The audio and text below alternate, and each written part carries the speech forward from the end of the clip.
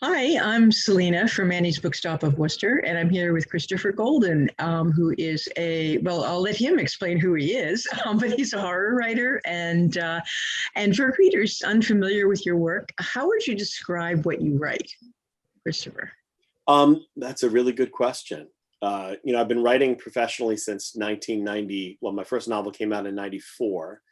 And although I've written in a lot of different genres, mostly what I write is horror and thrillers. I've done a lot of dark fantasy. And then I also write comics. I co-created Baltimore and Joe Golem and the current Lady Baltimore with Mike Mignola. So I do all kinds of stuff, but mostly what I do is horror. I always say that regardless of how far I may stray, the horror people are my people. Okay. And what can readers expect from your newest book? And I know Lady Baltimore, The Witch Queens Yeah, is your latest. yeah, Um, that's the latest, the comic book series, Lady Baltimore, the Witch Queens. The first issue is out now. Second issue should be out. I think it might even be today, but I'm not sure. Maybe next week. And it is a continuation of the Baltimore series that Mike Mignola and I did for Dark Horse Comics. But it takes place 13 years later. Spoilers, Baltimore dies at the end of Baltimore. That whole story is collected in two big omnibuses. And this story picks up with Sophia, who was one of the supporting characters in the original series. And I don't want to give too much away, but I love it. I'm so excited about it. I'm excited to be doing a series with an LGBTQ lead, and just doing something different with this world. I love the cast of characters. I love working with Bridget Connell, who's the artist. Yeah, it's just been a great time. It's been a great time. And I believe your last book is Red Hands. Is that your latest? Yeah, the most recent novel is Red Hands. And that's the third Ben Walker novel, but I always try to stress to people, you don't have to have read the other novels to read this one. They do sort of go in a chronological order, but each individual book stands on its own. And Red Hands is about Red Hands is about an infection that takes place on the 4th of July in the mountains of New Hampshire, when a bug gets out of a lab. It infects one guy who passes that on to one other person. And what it does is it means that if I'm infected with it, everyone I touch will die within 60 seconds or less. And only one person can have this infection at a time. The killing touch that's involved with that. I'm not expressing this very well, but it's all tied into Poe's The Mask of the Red Death.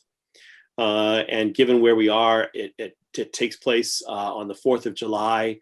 It starts in a small New England town during the 4th of July parade. And I just loved that setting. I love that part of New England. It's just so much of it. But weirdly, it's about, yes, it's about this infection, but it's also about how much we need physical and emotional contact with other people. And I wrote this before COVID. And so not only is it about a bug, basically, there's supernatural elements obviously to it, but it's also even more so, like I said, about this need for contact, which we've all been missing for so long and so strongly. It's amazing timing for this. Yeah, I think that for some people it's made the book a respite, and other people have been like, I'll read that when COVID is over. Yeah. So, What do you think draws people to these kinds of books? look, I've been saying forever. I mean, well, on the one hand, there's the supernatural element, which I'll get to. But on the other hand is the it's just the need for the catharsis that comes along with feeling that heightened sense of dread or fear. You know, many years ago, I read this paper that compared comedy and horror, about how the way that comedy sets you up and you laugh, and then after you've had a really good laugh, you exhale. You know, you feel that sort of drain out of you. And being scared by something actually has the same impact. Something, not something real, but being scared by a movie or something on TV or by a book that you're reading, when you have that heightened sense of fear and then you get past it and you exhale, it provides the same catharsis that comedy has. So I really feel like that's part of it. There is a physical component to why horror is popular. For me, the supernatural horror stuff also means I'm agnostic, basically an atheist. But I do believe that, well, I guess agnostic, because I believe there's got to be something more than what we can see. And I feel like when you're writing about the supernatural, if I can persuade you for just a moment that evil is real, the demons are real, that, you know, that actual tangible evil exists, then you have to believe that there's some greater heightened sense of good in the universe as well. Even just for a few seconds, you know what I mean? Even just for the duration of that moment. So it is that. I don't know. So I think that's part of it too. I weirdly, so strangely, I feel like horror is comforting to many people. Interesting. And you had mentioned that you love New England. How important has New England been to your writing? I mean, weirdly, you know, even the things that I've written that are not set in New England are often influenced by it. So, you know, Ararat, my novel Ararat, is set in Turkey, on a mountain, in a snowstorm, and all of that. I have a new novel coming out in January that's set in Siberia. I just feel like the sense of New England, what it feels like to be so cold, what it feels like to be out in a snowstorm on foot. Those things really speak to me. But the reason New England shows up so much in other things I've done that have nothing to do with winter or snow is just because I love it here. I love the turn of the seasons. That's what people say all the time about New England, and it's true. I mean, I love being near the ocean. I love the ocean. You know, I love the fall. My wife and I like to hike. So I don't know. I mean, I know that a lot of those elements are present elsewhere, but I think New England has a unique sense of being steeped in spooky stories, in eeriness, in old graveyards, in all of that. I don't know. I just love it.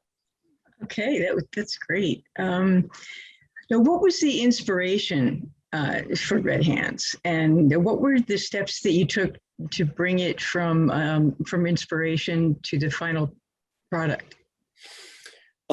So interestingly, it would be hard to pinpoint one single moment, because what happens so often in my work is that I'll run across something, I'll be researching one thing and I'll run across an article that I find interesting, and I'll print that up, or I'll bookmark it on my computer. And I have those things on my desk, and I have them on my bookmarks, and then something else will remind me of it. And I think that's what happened with Red Hands. Pardon me, allergies.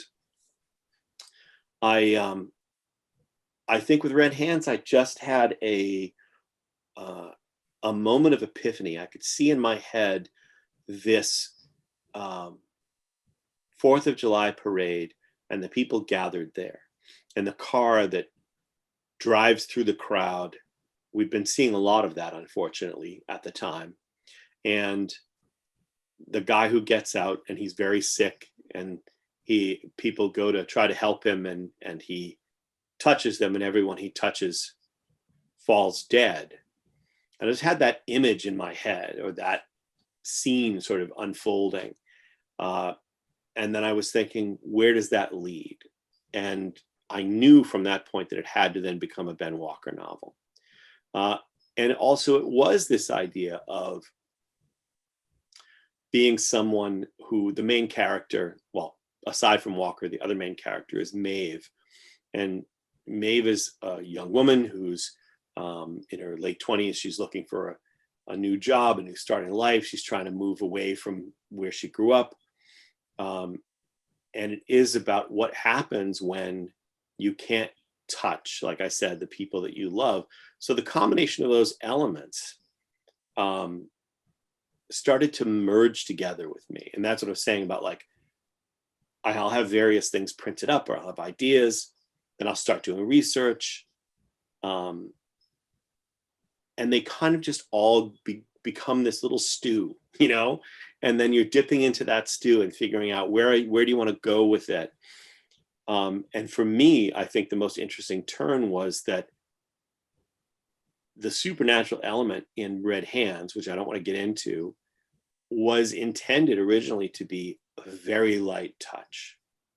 And as I get into writing it, I realized that I wanted to just go for it. And I wanted to just flat out explain it at a certain point, which I do in the book. And so I love that, you know, even after so many novels at this point, I can still be surprised. I can still have the thing that I'm working on take a turn I didn't expect. That's the best part of the process for me. Mm-hmm. And you mentioned research. What kind of research went into writing this book? Well, you know, it's interesting because, for instance, of course, I did research about the mountains of New Hampshire, and that, you know, I've been to a number of them, but also it was just about what kind of environment I wanted to set it in. But where the science was concerned, researching the kinds of discoveries that are happening because our climate is changing and permafrost is melting and core samples are being taken, and scientists are very concerned about the bacteria and other things that may be exposed to our environment for the first time in thousands and millions of years. What kinds of sicknesses may be discovered during that process. You know, it's definitely a concern. So that was something that I would chase doing research. I would chase those thoughts. And that led to a lot of the thought process that became Red Hands. But also, when I come up with something that's impossible, I like to do research to try to make it sound plausible to people who don't know better. You know, anytime I speak to somebody when I'm doing research, I always say, listen, if I'm talking to an expert in anything, I say, listen, I don't need you to believe this, but I need you to tell me enough that I can get other people to believe it. You know, and that's the key for me, and that's really fun. So yeah, for Red Hands, a lot of it was mostly online research, but for other books I've done, you know, I've spoken to the FBI, I've spoken to Coast Guard, I've spoken to, you know, for Ararat, I spoke to a guy who leads climbers up, actually climbing Mount Ararat, mountain guides. I've spoken to, God, I mean, I can't even, like, you know, coroners and medical examiners and doctors and shark experts and other oceanographers. I can't remember if that's the right word. But in any case, it's always fun. And it's always fun because everybody I talk to when I'm making those calls, they're always amused, sometimes horrified. I have a cousin, this is such a tangent, but I have a cousin who shall remain nameless because he prefers it that way. And I was working on a project one time, and the thing I needed to have happen in the story was impossible. And he's a scientist. And I said, look, I don't care that it's impossible. Tell me a way that I can make it sound plausible. And he's like, he grumbled about it and he went away, and he came back about a week later and he said, all right, look, if it has to happen, here's the way it could happen. But if I tell you, you have to promise you'll never tell anyone that I said so. Because he was too embarrassed to have any of his colleagues think that he might actually think this was possible. So yeah, that's really fun. So what's your favorite research story? I mean, it could be that. It could be, I don't know, my favorite research story.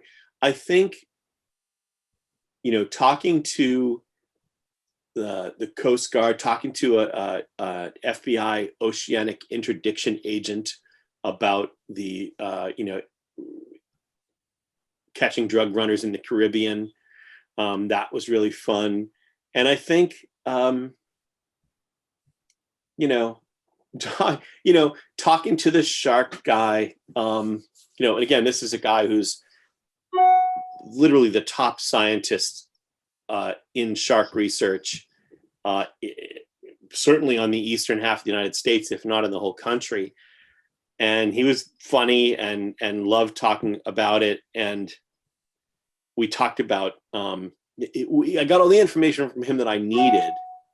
But after I spoke to him, I realized, oh, wait a second, I need the shark to sink this boat. And because I do the kind of research I do, I called Woods Hole Oceanographic Institute and talked to them about their boat. And I was talking to a guy there, and I explained to him, I need the shark to sink this boat. And he said, that's impossible. The shark could never sink that boat. And I'm like, no, you're not hearing me. I need the shark to sink this boat. Help me figure out a way that the shark could sink this boat. And he's laughing because he's basically saying, look, these boats do not have like some thin wooden hull. A shark is not going to be able to cave in the side of that boat, and it's just not going to happen. But he said, we're going back and forth, and finally, and we were laughing. He was laughing about it, but he was telling me there's no way. And I said, there's got to be a way. And finally, he said, well, I mean, it's really stupid, and it could never possibly happen in a million years. But I said, go ahead. He said, well, and he explained the mechanism, the casing for how the propeller comes out of the back of the boat and how that casing is. And he basically said, if the shark swam as fast as it could, and it was really big, and it hit the propeller head on, it could conceivably push that propeller through and like basically smash it into the boat, so that the hole where the casing goes would then be open and the boat could flood and sink because of it. And I was like, see, it's not impossible. And sure enough, that's what happens in the book. I was like, because I just felt like there are people who are shark thriller people, shark books, they love them, And I was like, they've read enough of these things that some of them are definitely going to, I mean, if I thought it would only be a handful of experts that would know that I was full of it, then I probably wouldn't have cared as much. But I knew that there'd be readers who'd be like, that would never happen. That shark could never smash the hole in the hull of that boat. I was like, okay, so I've got to, anyway, that was fun. It's great. I have to say, the dumber the thing is, the more impossible it is, the more fun it is to find a way to make it work, What was the biggest challenge in writing and putting out Red Hands, for example? Well, I mean, the biggest challenge, honestly, was that it was published during a pandemic. No personal appearances, or they were all, virtual. And also just dealing with the reluctance of people to go into bookstores, the diminished sales in general, the diminished, there is a portion of the readership that was consuming books about disease and pandemic and that kind of thing purposely as a way to cope. But far more people, I think, were avoiding that stuff because it was too anxiety inducing for them. And that was and continues to be a difficult process. I'm hoping by the time the book comes out in paperback that anxiety will have passed. I think once people have their shots and they're out and they're sort of returning to a normal life, a lot of people still won't want to read about anything like this. But my hope is that many will. So that's definitely been the challenge on this particular book. And what character did you love or hate the most while writing? And why? So in Red Hands, I mean, it would be so easy to say that my favorite character is Walker. And I love finding out what Walker's going to do next and putting him into certain situations. There's a subplot going on in the background of the book that involves Walker's relationship with his son. And it's like I said, it's a subplot. It's running through the background of the book. But to me, getting a little deeper into that relationship and the emotional weight of it was probably the most rewarding part of working on Walker in this particular book. In the book in general, the character I suppose I hate the most, weirdly, is not one of the villains. The character Maeve, who ends up having this red hands infection, her dad is an alcoholic. He's a recovering addict. He's he loves his daughters. He loves his kids, but he's got a sort of difficult life, and he gets injured in the opening scene, and so he's unable to be the one who goes after his daughter to try to help her. And I struggled with that as a father. I struggled with him as a father because, yes, he's injured, and so he can't go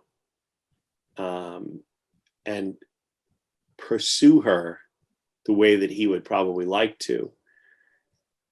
But that was hard. You know what I mean? Like, the plot means he can't do that. But writing him, I was like, but you've got to find a way.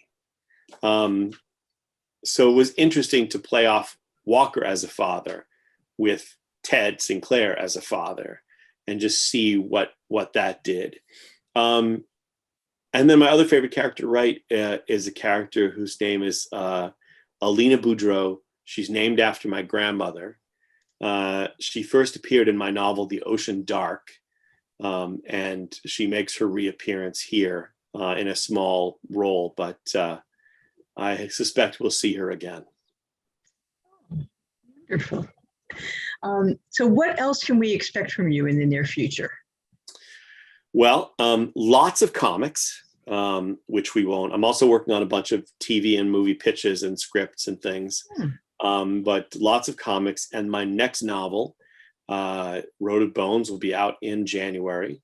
And I think that you will be hearing a lot about that in the next couple of weeks, in fact. So we should have a cover, and we should be showing off some of the amazing things that people have said about it already, which I'm like, I've had a number of people say it's my best book, and it's funny because it's my shortest novel, and I'm wondering if that means that they like it best because it's the shortest. Oh, thank God that's over. No, it's been great. The feedback has been really heartening because, when you're writing a novel, you work in a vacuum, and you never know how the work is going to be received until you actually start getting that feedback. So, and you can't tell us anything about it, right? Well, I'll tell you a little bit about it. I mean, it's a lot more about it will be revealed in the next couple of weeks, but it's the one that's set in Siberia. And I think it's the scariest thing I've written for sure. I don't set out, even though I write a lot of horror, I don't set out when I write my books to say, I'm going to write something scary. And I think people who read my books will acknowledge that. I mean, there are a few of my books that I can point to and say, I think that one's pretty scary. But I don't think about it. I think a lot of horror authors do. A lot of horror authors are thinking, what will be scary? And that's not kind of my goal. I am more interested in dread than I am in fear, if that makes sense. And I think that this book does both. And yeah, I really love it. So I'm hoping everybody else does too. But yeah, that's not out till January. So right now you'll have to be satisfied with Red Hands and Ararat and Snowblind and everything else that's there. Okay, that sounds good. Now I have some questions for you about being a writer. Sure. What is your favorite part about being a writer? Every time I'm asked this question, I always joke and say the commute.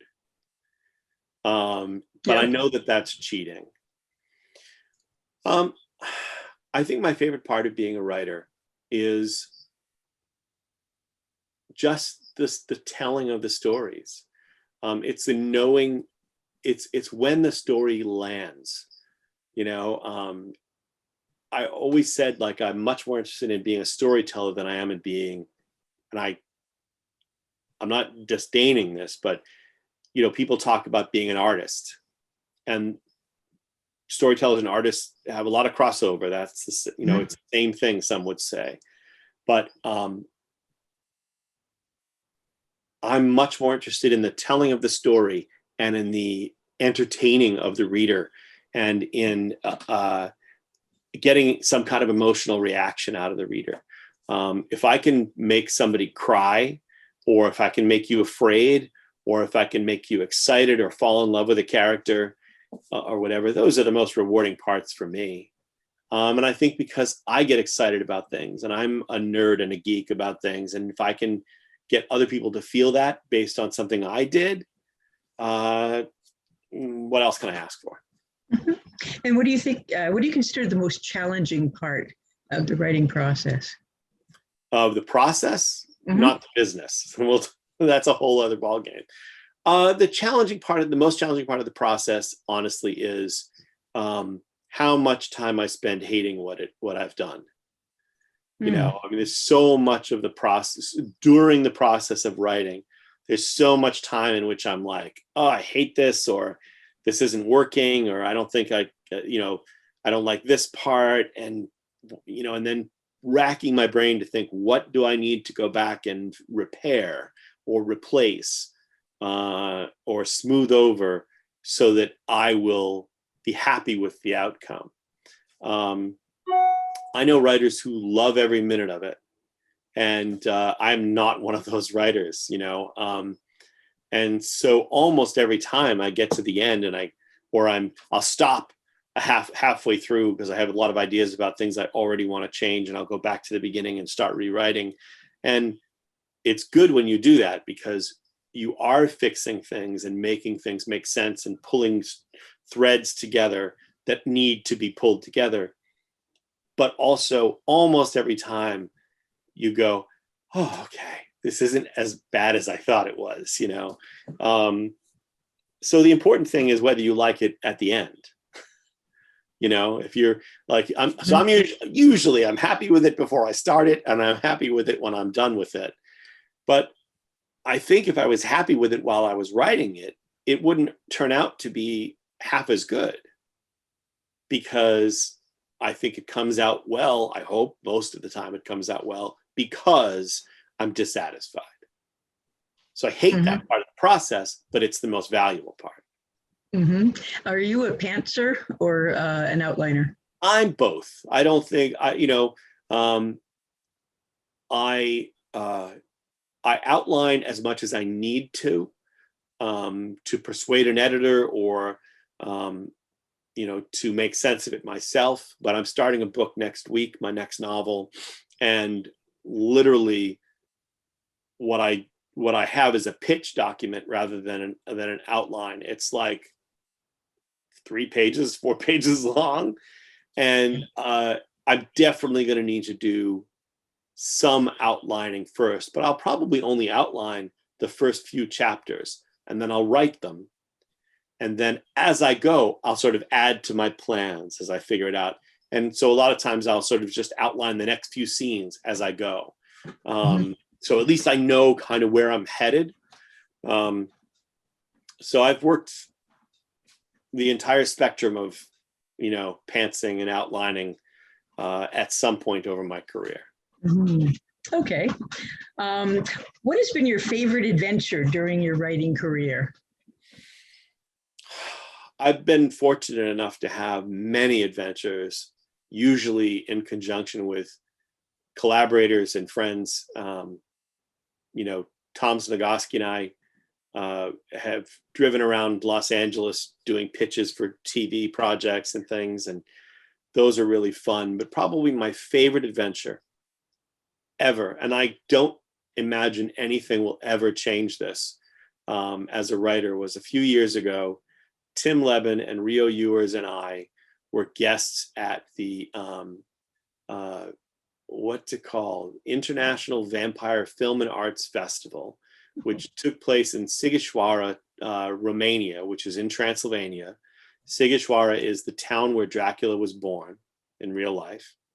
And it's a very small festival. It's mostly film. I gave the keynote or whatever the talk was. And we had the greatest time. We have so many stories from that adventure, like tons of stories from that trip. But the best of those stories was the three of us did a reading at midnight in the cemetery in Sighisoara next to the church. The church bells rang at midnight. There were dogs or wolves howling in the distance, and there were bats flying overhead. And I'm not making any of that up. Wow. I would imagine that must have been absolutely and then we went incredible. For a walk. The whole group that were listening to the reading, we went for a walk in the cemetery, and that was just so cool. So cool. That whole adventure was great. And it's very inexpensive to be there. I mean, like, it's very inexpensive. So I'm hoping we'll go back eventually. Wow. I encourage anybody who's interested in this stuff to make the trip. It's a beautiful, once you get out of Bucharest, which, no offense to Bucharest, it's a city, but once you head north and you get into the mountains of Transylvania, it's incredibly beautiful. And Sighisoara itself is beautiful, and the people are incredibly nice. And you could sit down and eat a meal at dinner time. You could have a beer or coffee and dessert with your meal. You have an appetizer and whatever. And in the end, it comes out to like $8 US. Wow. So they're not on the euro. And they speak English there? Not everybody, but tons of people spoke English. Amazing. Yeah. So what is the greatest lesson that you've learned thus far in your writing career? Oh, I started a memoir, which at some point I'll get back to and I'll write. There are so many, but if you don't mind, I'll just rattle off a few things. Educate yourself so you understand contracts. Understand what you're signing, because later on, you have to take responsibility for that. You can't be blaming other people because you signed something you didn't understand. It happens all the time. So that's the first one. And then the other one has to do with reviews and reader reactions. Honestly,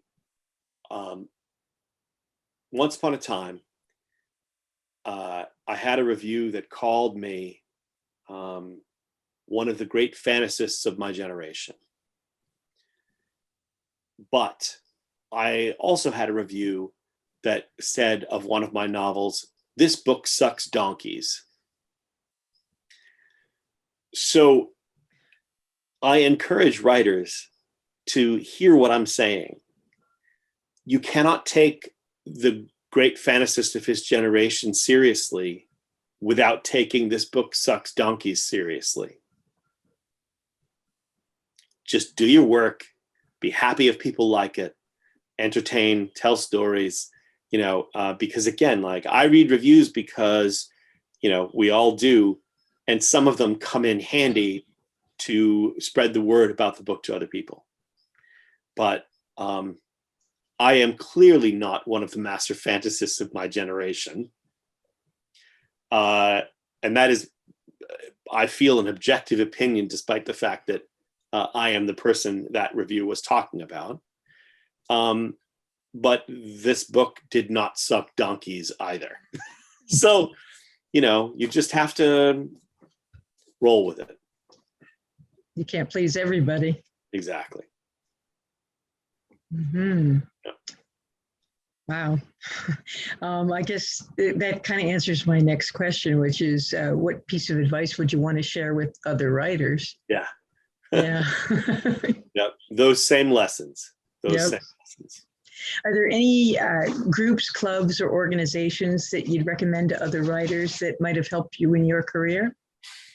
Well, listen, I feel like the most of those writing organizations, well, the smaller ones, I tend like, some of them are good for excuse me, various reasons. I'm a member of the International Thriller Writers. I'm a member of the HWA. I'm a member of the Writers Guild of America as a screenwriter. I think that if there is a genre-specific writing organization for your genre, you can certainly learn a lot from being a member of one of those organizations or several. And I recommend that. But I also recommend, more than anything, once this is over and you can go back into the world again, I always recommend people go to conventions, go to conferences, not necessarily the big ones and not the big media conventions. I'm talking about, World Fantasy, Worldcon, the one that I've been part of the committee for I don't know how long, 20 plus years, NECON, which is in Rhode Island, very small. And again, I'm not saying like Dragon Con, you can have a good time, but the ones that are writing specific, where you're spending time talking to the other writers, going to panels, I really feel like you can benefit from learning, from meeting people, from making those connections. And I don't say that in a sense of like, go and pretend to be friendly. I mean, go and be friendly and be interested and learn from the people you encounter. But I don't know. I can't recommend it enough. I have learned so much from those events and the people that I've met through them. I owe my entire career pretty much to that.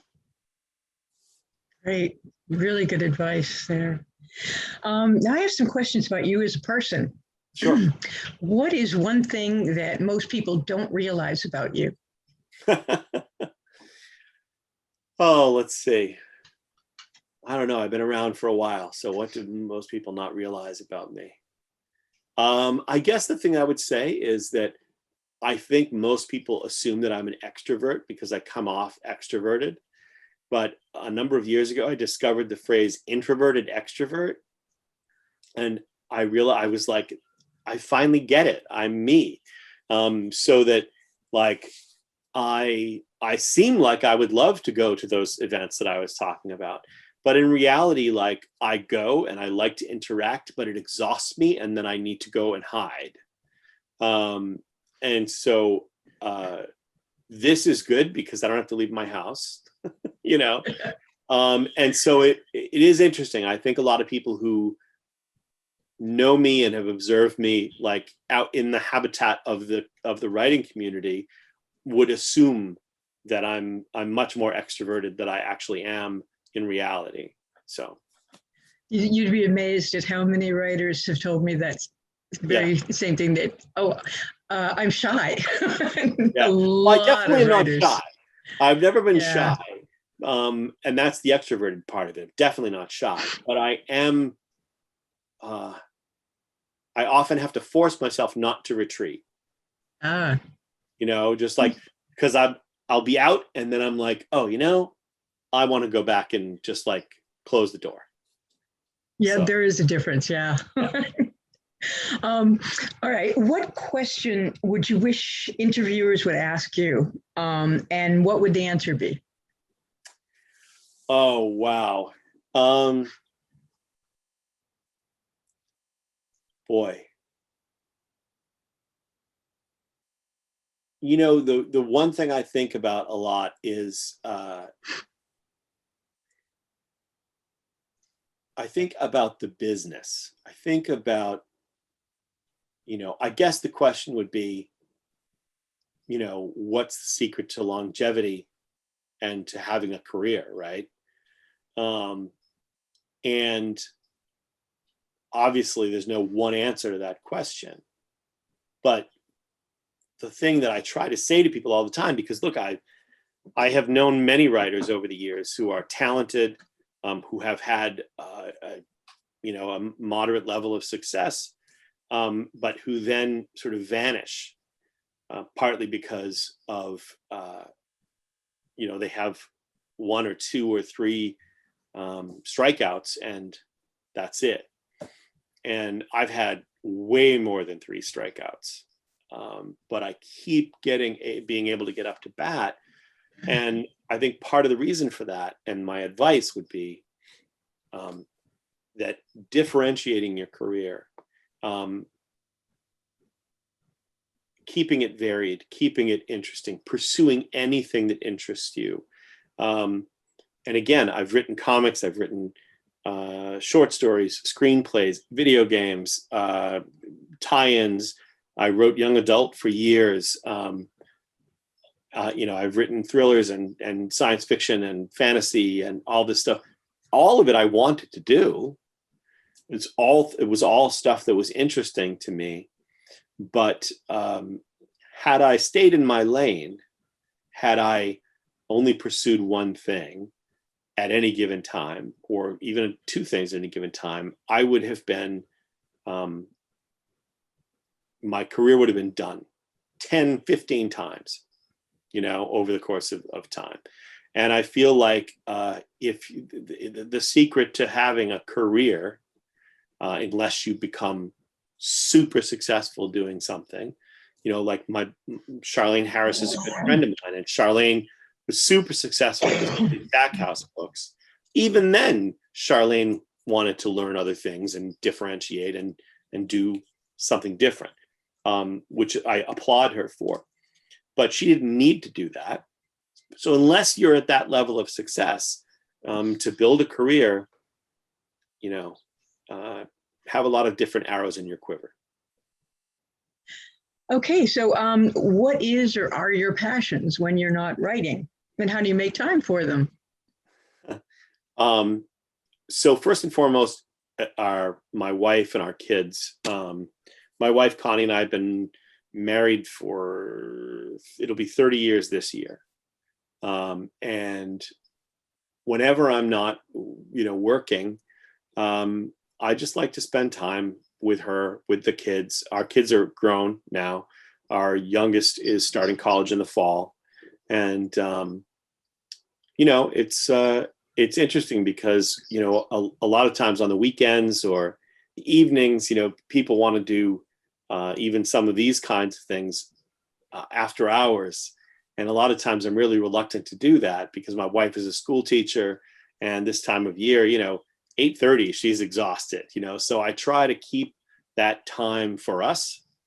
And on the weekends, we like to go do stuff. So I'm selfish about my time like that. And then one of my other passions, obviously reading, just books in general. and we love to hike, and we started to climb mountains, and that's been great. We climbed Cadillac Mountain in Maine last year, and that was fantastic. Well, I guess it was 2019. God, we didn't climb anything last year. Mm-hmm. And then the other thing is that I'm like a lunatic for movies. I watch a ton of movies, and in the last few years, and especially since COVID started, I've just gotten more and more and more interested in the golden age of Hollywood.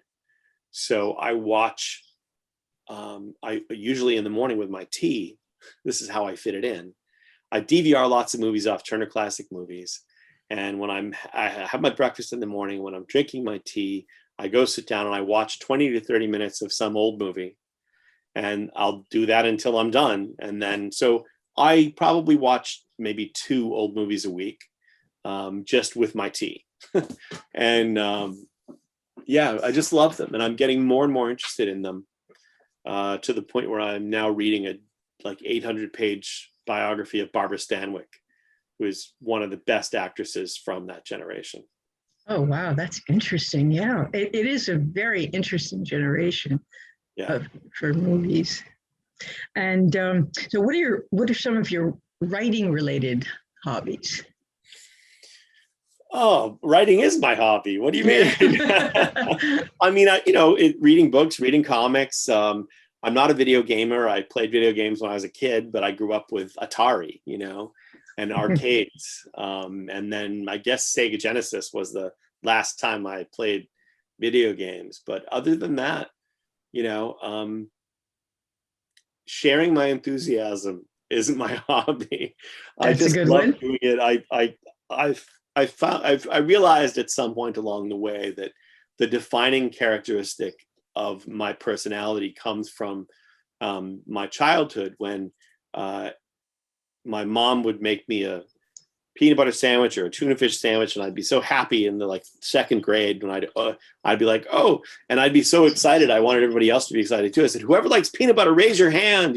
I wanted everybody to be like, yeah, peanut butter is great. That was like 2nd grade me, and I feel like I'm exactly the same now as I was then. Like anytime I read something or watch something that I love, I think that actually defines my relationship with readers too, because like sometimes I've written something that I'm like, I don't know if this is good. I'm hoping people like it, and I'm excited when they do. But there are things that I've written that I'm like super excited about and really feel like it worked. Road of Bones is one of those things. And I had a short story called The Abduction Door a couple of years ago that I felt that way about. And so whenever there's something like that, it's the same thing. It's like, I'm super excited about this and I want you to be excited about it too. Yeah, so that's it. I mean, and sometimes the stuff I want people to be excited about is the stupidest stuff. But it doesn't reduce my enthusiasm at all. Okay. So what does your writing space look like? And what do you need to have around you while you're writing or editing? Well, I'm in it right now. Mm-hmm. And I spend an inordinate amount of time at this desk in this room. I've had this office since we moved into this house in 1993. And I don't know, there are lots of books, obviously. And then there are pictures of family members, and there are Marvel Comics busts, like statues, and also there's Hellboy back there. There's some signed pictures of Darren McGavin from Kolchak the Night Stalker, Clint Eastwood. There's a signed portrait of me as a zombie by Glenn Chadbourne up there, and various other things. But above my desk, the stuff that I look at all the time, I should take a picture and send it to you. There's an original Abbott and Costello Lost in Alaska movie poster, because I'm a big Abbott and Costello fan. There's some original art by Mike Mignola and by Eric Powell. There's the original movie poster for Blade Runner, which my wife gave me in 1991 or 1992. It's my favorite movie of all time. It has been since 1985. And no, 1985, is that when it came out? 83. I can't remember. All of a sudden it skipped my mind. And then the other thing that's above my desk is a portrait of my dear friend Rick Howdela, who passed away, and the drawing is done by Glenn Chadbourne, who was also a very close friend of Rick's. So yeah, I mean, it's, this is the space, I mean, it's like, so what do I need to have around me? Books, the things that hang on the wall that I look at every day, and usually tea or iced tea. And that's basically it. A computer or a notebook or. Oh yeah. 99% of my writing is done on either my, most of it's done on a desktop. Some of it's done on a laptop. And it's almost all done here, although I do sometimes work outside if the day is particularly nice. But yeah, I'm not one of those guys. I know a lot of writers go to like a bar or a cafe or a restaurant to sort of change things up. And depending what I was working on, I probably could do that. If I'm writing a comic book script or a screenplay or something like that, I think I could do that. But writing a novel, there's no way I could do that. The way I could get into the right mindset for me anyway, if I'm doing it in one of those spaces. Now you said you have tea. Do you have any food or anything that you like to have with you when you're writing? No, that's a terrible idea. I already graze. I've been working at home for all these years. I mean, I go downstairs and I graze on things, but I've been much better. I've been, trying to be better about snacking and trying to get in better shape and all that stuff. But no, I don't have food around other than downstairs. Okay. And when you're writing, do you prefer music or silence? I do listen to music. I mean, depends on what I'm writing. It depends on how distracting the thing is. If I'm doing emails and stuff like that, I'll listen to things that I know the words to, so that because when I'm writing something or trying to focus on something, listening to something from my youth or whatever that I really know all the lyrics to is bad, because then part of my mind is singing along, right? But I listen to something. It depends on what I'm writing, what I'm in the mood for. Most of Road of Bones, I was listening to Bruce Springsteen, which is weird because it was set in Siberia, so there's no connection between those two things. But there is now in the finished book. But yeah, I mean, it depends what I'm into at the moment. Sometimes I'll listen to classical music because I need to have something going on, but I don't want to have anybody speaking. I don't want any lyrics at all to distract me. Sometimes if I'm particularly anxious and really hating what I've done already and trying to fix it, I'll just put on ocean sounds, just to like relax me as I try to do surgery on the book. So yeah. Okay. And writers often have either furry or feathered or otherwise non-human companions with them to either help or hinder them. And do you have any of those?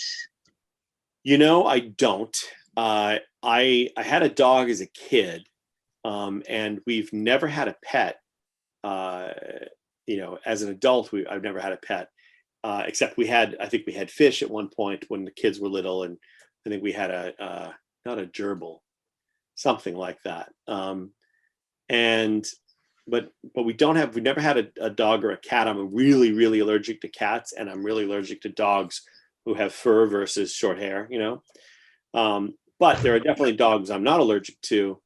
Problem is, we live so close to Maine and so close to Vermont and so close to New Hampshire that we often like to just go off for the weekend and not have to worry about it.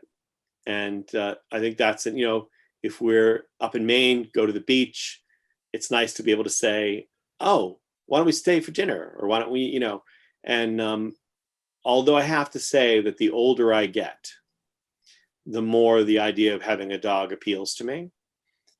So I've been working on my wife a little bit, but it's definitely not something we're going to do at least for a few more years. But I think there will be a dog in our future. So Okay. All right, and I just have two more questions for you. Sure. Where can people find your work aside from Annie's Bookstop of Worcester? And I'm going to put a little plug in here for us. Please do. And you can buy Christopher's books at Annie's Bookstop, and you can order the books if you email orders at anniesbooksworcester.com. And you can call us at 508-796-5613. And we can order the books for you if we don't have them. Well, I also want to say about Annie's Bookstop in Worcester that if you're feeling like you can go into stores, or when you feel like you can go into stores, it is jam-packed with treasures. This is what I love about it, is that you never know quite what you're going to find, but you're always going to find something great.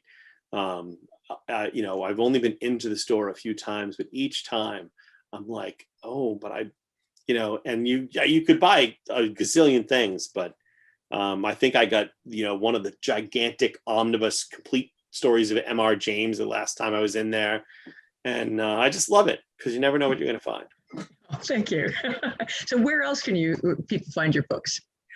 Well, I mean, obviously, you can find, I have a website, christophergolden.com, which has a pretty well-organized store in it that with links to a whole variety of ways and places where you can buy my books.